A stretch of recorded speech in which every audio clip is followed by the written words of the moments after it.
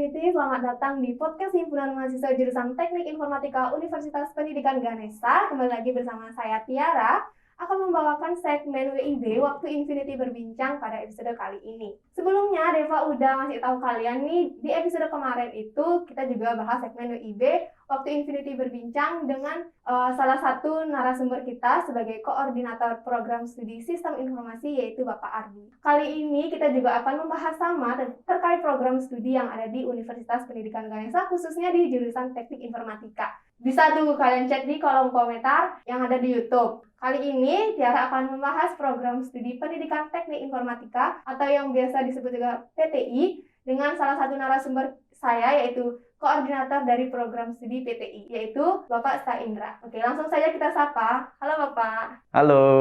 Oke, gimana nih kabarnya Pak? Wah, kabar saya baik sih, baik. Baik. Semangat, tetap semangat. Semoga sehat selalu Pak di kondisi pandemi saat ini. Ya. Oke, kesibukan Bapak saat ini apa aja sih? Kesibukannya, lumayan sibuk ya, karena memang saya dipercaya gitu ya sebagai koordinator program studi. Jadi kalau misalnya koordinator program studi itu tugas dan fungsi itu mengkoordinir ya semua kegiatan di program studi ya, agar semua kegiatan yang berkaitan dengan kegiatan akademik itu bisa berjalan baik dan lancar. Jadi ada banyak sih kegiatannya ya, mulai dari kemarin persiapan untuk mahasiswa baru gitu ya, penawaran mata kuliah, kemudian persiapan perkuliahan, selain juga pastinya ngajar ya. Jadi saya juga selain koordinator program studi, saya juga dosen aktif juga, sehingga ada beberapa mata kuliah yang saya ampu. Kemudian kesibukan lainnya mengkoordinir terkait pelaksanaan hibah. Ya, jadi ada beberapa hibah yang dipercayakan ke prodi kami, karena prodi kami syukurnya sudah terakreditasi A oleh Ban PT,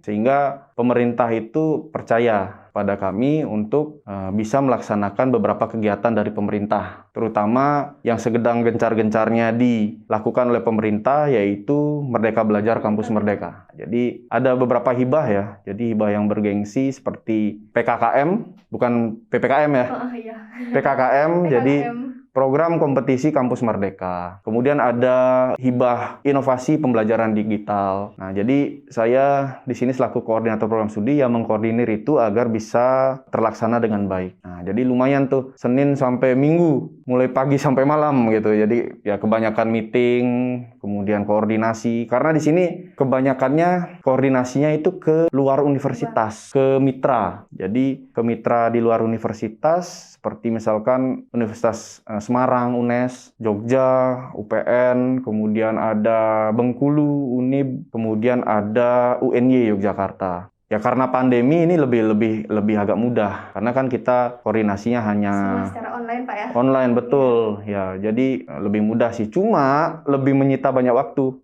Kemudian selain dengan universitas di luar Undiksa, mitranya itu dari industri. Industrinya itu seperti sebentar. Jadi saya ceritakan PTI dulu ya. Oke. PTI itu profil lulusannya. Nah, jadi mahasiswa PTI itu mau jadi apa sih? Kalau udah lulus, itu ada profil utama. Profil utama PTI itu adalah menjadi seorang calon pendidik profesional di bidang ilmu informatika. Jadi keilmuannya PTI itu informatika. Cuma nanti ketika lulus, bukan hanya ilmu untuk dirinya sendiri, tetapi bisa mentransfer ilmunya ke orang lain, peserta didik gitu. Profil utamanya calon pendidik profesional gitu ya. Pendidik itu apa? Guru, pelatih, instruktur, itu namanya pendidik. Jadi bukan hanya guru aja. Bisa jadi dosen juga kalau misalkan lanjut S2 gitu. Betul. Nah, profil lainnya itu di bidang keilmuan informatikanya, murni informatikanya. Bisa menjadi programmer juga, bisa menjadi mock-up artis, artinya di bidang multimedia. Yang bisa mendesain misalkan ada animasi, mendesain karakter animasi dan sebagainya untuk misalkan film, game dan sebagainya. Itu bisa. Kemudian juga di bidang jaringan, ya misalkan menjadi tenaga IT di perusahaan telekomunikasi gitu ya, di internet service provider gitu dan sebagainya. Nah, sehingga mitra, kembali ke mitra tadi, mitra di PTI itu bukan hanya di universitas saja atau di sekolah saja, tetapi di industri juga. Contoh industrinya adalah misalkan software house. Jadi software house itu perusahaan yang sederhananya memproduksi atau produknya itu berupa aplikasi. Jadi mahasiswa di PTI juga bisa belajar di situ, di perusahaan software house. Contohnya seperti ada Ganescom. Ganescom itu CEO-nya, pemimpinnya, leadernya itu adalah alumni PTI. Jadi alumni PTI nggak kalah sama prodi yang lain loh. Jadi ada yang jadi CEO juga. Jadi Ganescom itu software house, rumah usaha yang memproduksi aplikasi. Nah, di Ganescom itu mahasiswa kami dilatih oleh trainer-trainer mereka untuk menjadi programmer, gitu ya, database administrator, sistem analis dan sebagainya. Dilatih untuk menjadi itu, kemudian ada project yang harus mereka kerjakan secara berkelompok, gitu ya, dan sebagainya. Nah, sehingga harapannya mahasiswa PTI itu memiliki pengalaman ya di luar sana. Juga, Pak, ya? Betul, bekal juga nanti. Sehingga ketika lulus itu ya bukan hanya teori aja, tetapi praktik di lapangan juga mereka setidaknya tahu lah, ada bekal, benar ada bekal, ada sesuatu yang prodi berikan ke mahasiswa gitu. Nah, jadi itu kesibukannya. Jadi kalau misalkan menjalin kerjasama ke mitra itu butuh effort yang tinggi. Karena saya sudah jalani itu dan betul-betul butuh effort ya, butuh niat gitu. Keyakinan kayak. Jadi kalau misalkan kita mau kerjasama ya dari kita dulu harus yakin kan. Baru yang pihak kerjasama itu mau ini serius nggak? Nah gitu. Iya. Ya kan? Nah kalau misalnya kita sudah yakin, apalagi ada sedikit ngototnya gitu ya, nanti pihak mitra juga akan oh ini serius kayaknya, oke kerjasama. Nah di samping juga saya sendiri punya tim yang memang benar-benar kompeten ya, tim di prodi gitu ya, yang membantu saya untuk bisa menyelesaikan masalah administrasi dan sebagainya itu sehingga lancar gitu. Jadi itu kalau kesibukan saya seperti tadi ya, mengkoordinir semua proses akademik di prodi, kemudian ngajar juga, penelitian juga, pengabdian juga, plus aktivitas lainnya itu seperti mengkoordinasi kegiatan-kegiatan hibah, kerjasama dan sebagainya. Itu. Sibuk banget nih Pak Saindra kayaknya ya. Ya. Okay. Dan satu lagi. Apa Pak? Podcast. Oh ya, hari ini ada podcast nih Pak Saindra sama saya. Oke. Sebelum lanjut nih Pak membahas program studi pendidikan teknik informatika, sebelumnya nih latar belakang Bapak itu Bapak pernah kuliah S1 di Universitas Pembangunan Nasional, veteran di Yogyakarta, teknik informatika pada tahun 2005 sampai 2009. Kemudian lanjut di S2 pada Universitas Gadjah Mada atau yang biasa kita kenal sebagai UGM pada bidang ilmu komputer pada tahun 2010 sampai 2012. Nah, gimana sih Pak pengalamannya Bapak selama menempuh pendidikan di sana? Ya, jadi saya alumni SMA Negeri 4 Singaraja. Kemudian lanjut ke Universitas Pembangunan Nasional Veteran Yogyakarta. Jadi S1 saya mengambil jurusan, ya dulu masih jurusan, belum program studi, jurusan teknik informatika. Nah, pengalaman saya di sana karena saya merantau ya ceritanya. Jadi merantau ke Jogja, itu banyak sekali pengalaman yang saya dapat ketika di perantauan gitu ya. Terutama di alma mater saya di sana, di UPN Veteran Yogyakarta ya, itu disingkat UPN Veteran Yogyakarta. Jadi mulai dari pengalaman dengan lingkungan yang baru, dengan teman-teman yang baru, kemudian pengalaman berorganisasi, betul. Jadi saya sempat di AMJ juga, ya meskipun nggak terlalu aktif ya. Jadi tapi saya menyempatkan diri untuk mengasah soft skill gitu ya di sana. Kemudian ada pengalaman juga mengikuti beberapa proyek-proyek dosen ya. Kemudian juga ada pengalaman untuk apa ya? Istilahnya itu sosial.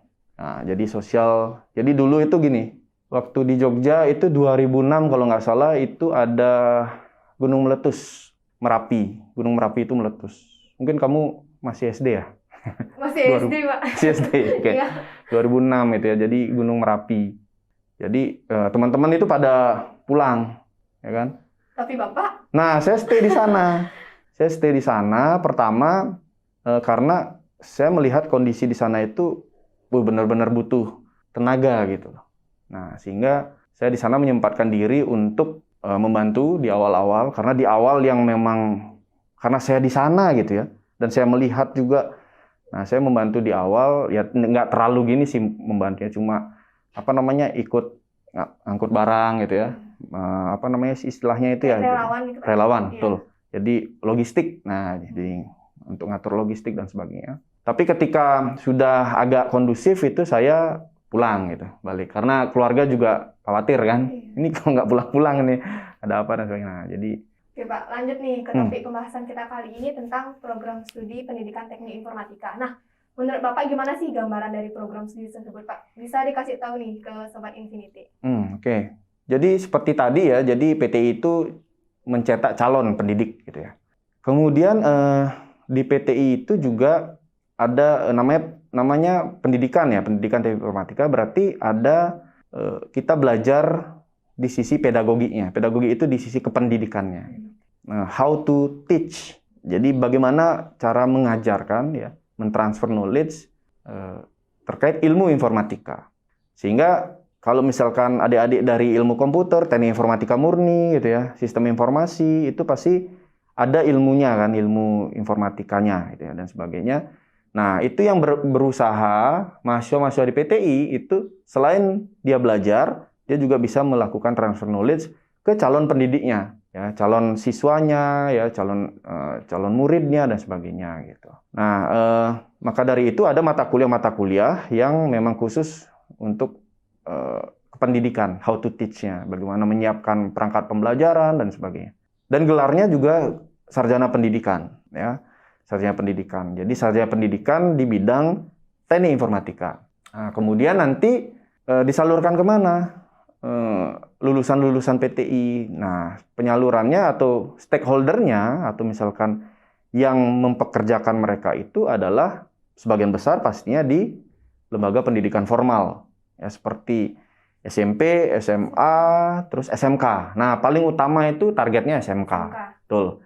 Kejuruan yang bidang studinya atau minatnya atau program studinya itu ke arah TIK, ya, teknologi informasi komunikasi. Nah, seperti itu. Kemudian fokusnya itu di PTI itu ada namanya mata kuliah pilihan. Jadi ada peminatan gitu ya, fokus.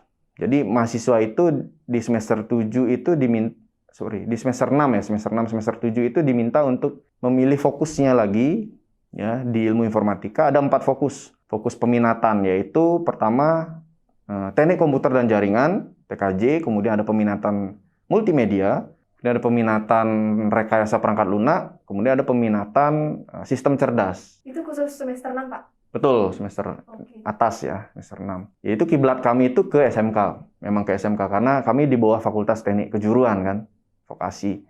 Sehingga fokusnya ke sana. Sehingga harapannya nanti mereka menjadi guru di SMK tersebut sesuai bidangnya masing-masing. Jadi kalau yang minatnya TKJ ya nanti jadi guru TKJ, minatnya multimedia jadi guru multimedia di sana, RPL dan seterusnya gitu. Kemarin sempat dengar isu nih Pak, nanti kalau join di PTI bakal jadi guru nih, jadi tenaga pendidik. Apa ada bidang lain selain tenaga pendidik Pak di PTI? Ya. Profil lulusannya? Profil lulusan, ya. Oke. Ya ada. Jadi profil utama memang calon pendidik. Nanti calon pendidik itu saya jelaskan lagi ya. Apa sih yang dimaksud dengan calon pendidik gitu ya. Tapi profil lainnya itu juga bisa mengikuti perkembangan apa yang dibutuhkan masyarakat. Karena awalnya terbentuk PTI itu sebenarnya kan dari animo masyarakat ya, yang mengharapkan ada lembaga pendidikan yang bidang ilmunya di TIK gitu. Nah, sehingga kalau sekarang kami hanya bilang 100% mahasiswa PTI itu hanya jadi guru, salah juga. Salah juga karena ada profil lainnya ya, profil lainnya yang memang kalau misalnya masyarakat membutuhkan, kami juga bisa gitu ya. Tentunya di bidang teknik informatika. Seperti contohnya ya sebagai programmer gitu ya. Kemudian sistem analis, database administrator dan sebagainya yang notabene-nya diperlukan di industri seperti software house gitu ya. Kemudian ada industri juga di misalkan Pemda gitu ya, di Pemda dan lain sebagainya yang membutuhkan karakteristik pekerjaan di bidang rekayasa perangkat lunak seperti itu.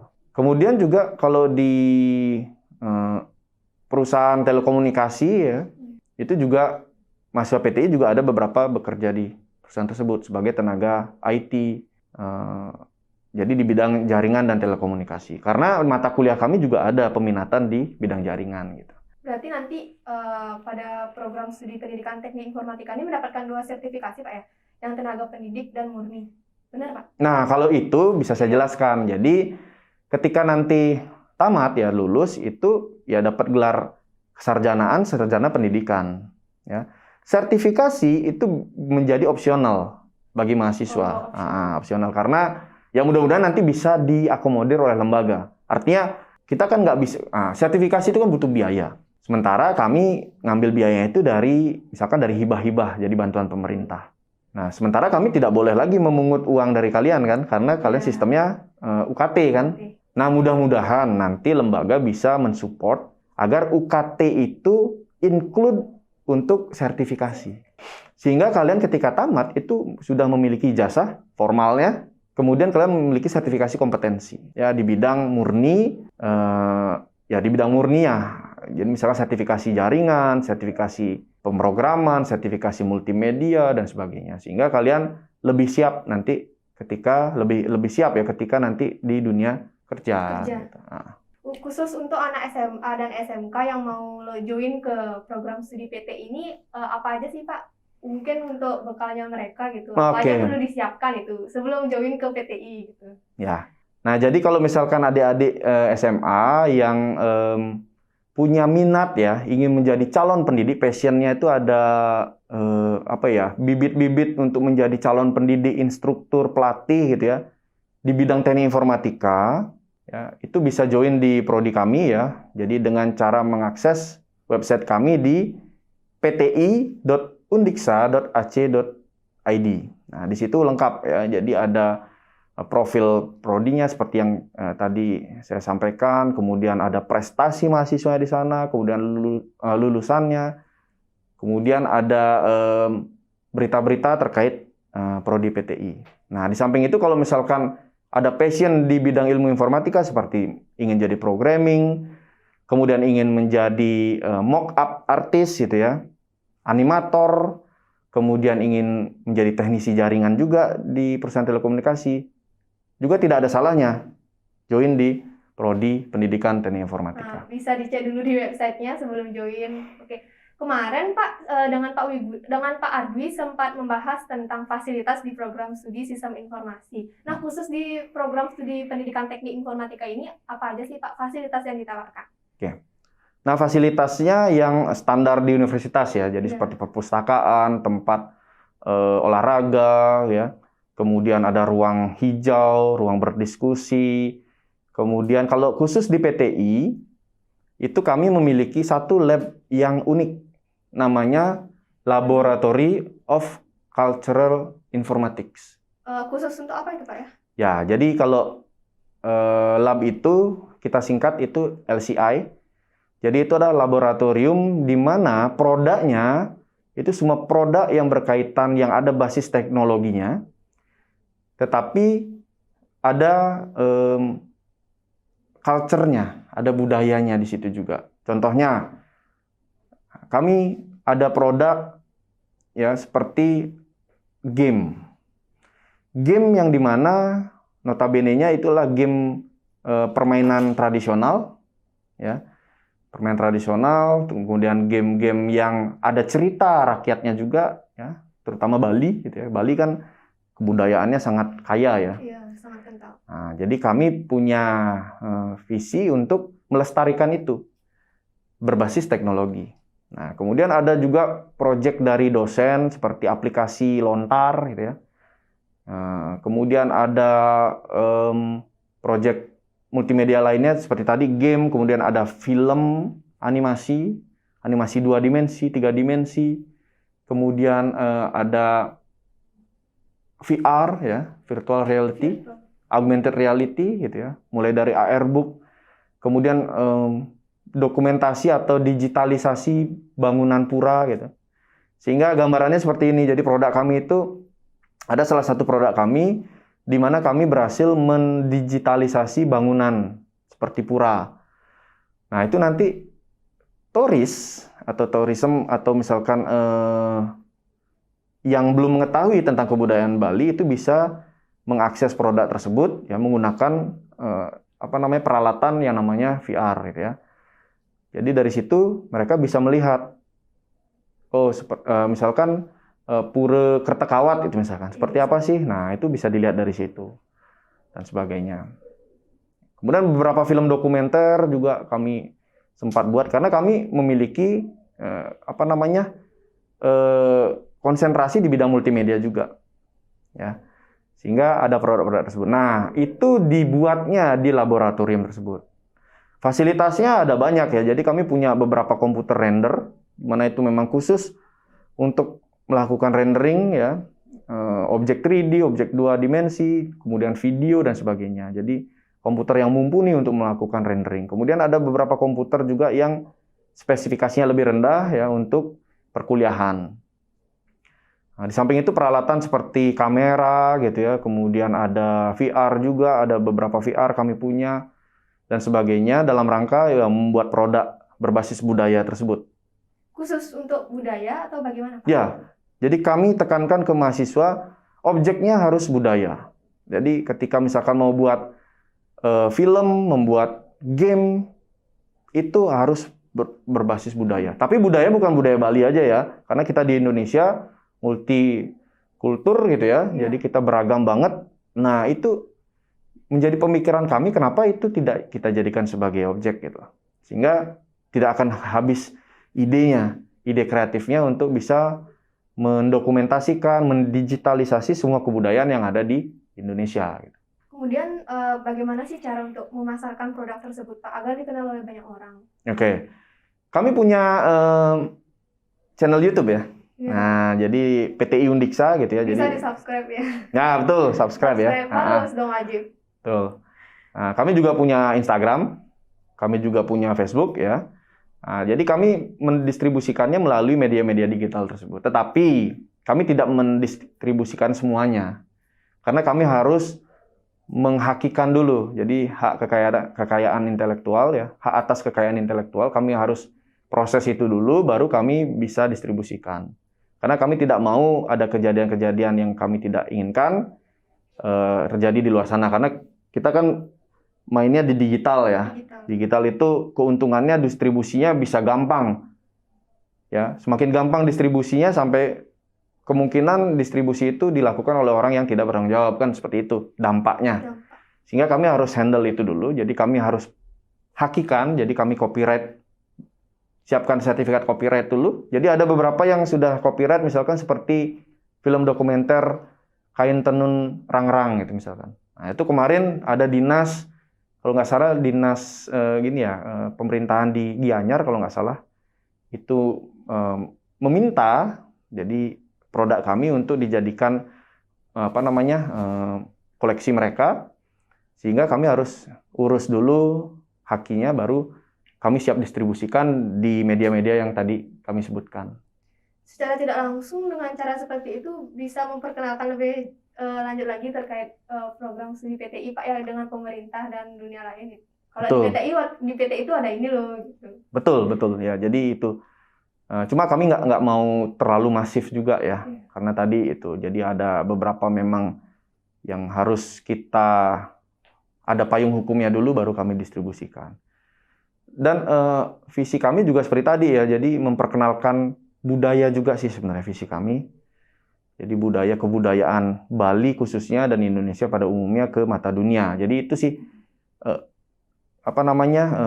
selain menghasilkan sumber daya manusia yang kompeten ya di bidangnya, yang unggul berlandaskan falsafat Rita Karna itu.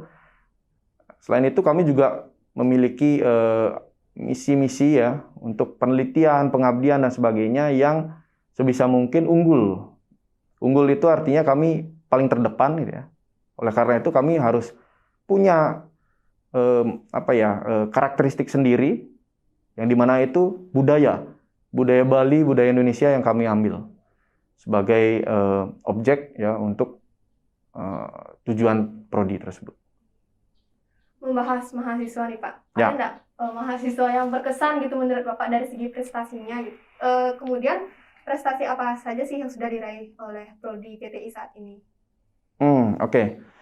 Jadi kalau mahasiswa ya, wah berkesan banget ya, karena saya dari 2012 itu jadi dosen kontrak, 2014 saya diangkat, itu sampai sekarang itu udah berapa tahun tuh ya? Udah hampir lebih dari 7 tahun berarti ya. Jadi dari 2012 ya sampai 2021 sekarang saya masih aktif gitu ya untuk mengabdi ya. di Undiksa gitu. Nah, kesan saya dengan mahasiswa itu ada mahasiswa berkesan yang saya terkesan itu ya. Jadi ketika perkuliahan gitu ya. Jadi itu memang biasa-biasa aja gitu ya. Tetapi nanti pada saat mengikuti kegiatan di luar perkuliahan itu misalkan, nah baru terlihat, oh mahasiswa ini jiwa sosialnya itu tinggi gitu ya. Tetapi pada saat di perkuliahan itu nggak kelihatan gitu. Nah, kalau mahasiswa yang pintar itu malah kok kalau bagi saya kok nggak berkesan ya. Yang pintar banget itu misalkan atau misalkan nakal banget gitu ya. Atau kurang itu nggak berkesan. Jadi itu kalau misalkan saya itu ini kan sangat subjektif ya, berkesan atau tidak. Jadi kesan saya di situ. Jadi di belakang layar itu ya, mahasiswa tersebut ternyata ya kurang mampu gitu ya. Pada saat perkuliahan biasa aja, tapi jiwa sosialnya tinggi banget gitu ya. Membantu ketika ada event-event sosial itu aktif dan sebagainya.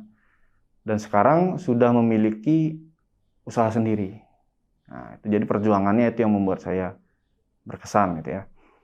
Ada juga yang seperti tadi ya, yang berhasil memiliki perusahaan.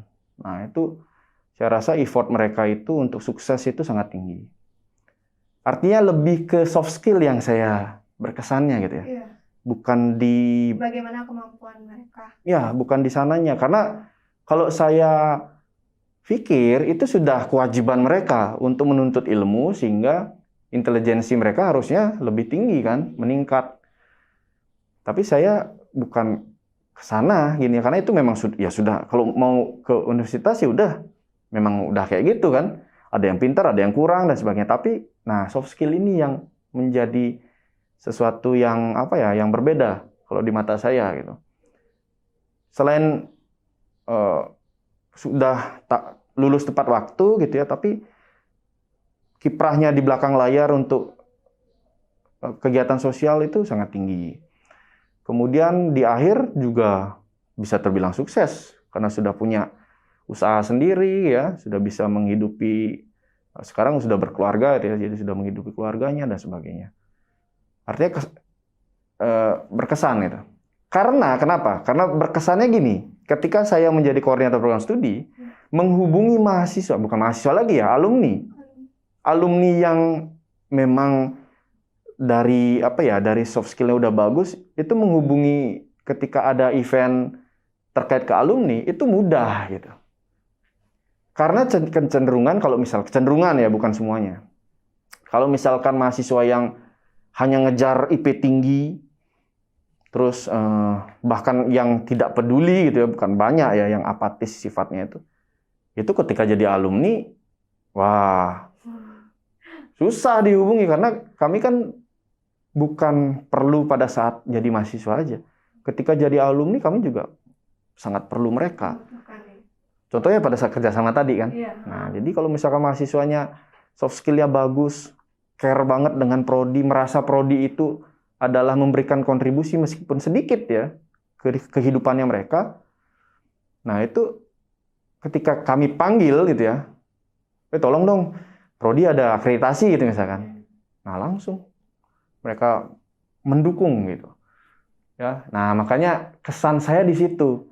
Saya kilas balik lagi terkait pertanyaan Tiara tadi, kesannya apa ya? Ya kesannya.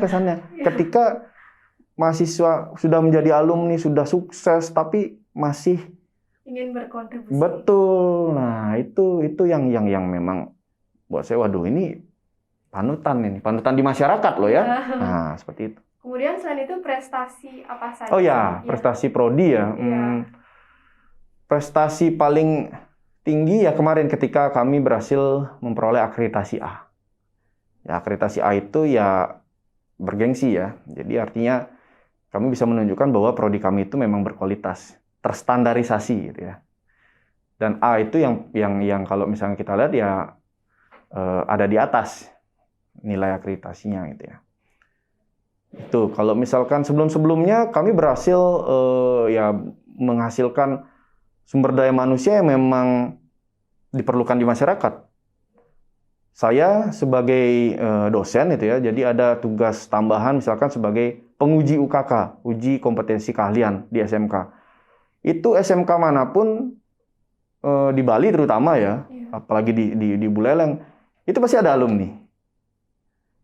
Itu tuh gimana ya? Kalau memang tidak memang keharusan ya prodi seperti itu. Tapi itu saya anggap sebagai prestasi juga gitu ya. Jadi prodi itu berhasil melahirkan sumber daya manusia yang memang dibutuhkan di masyarakat.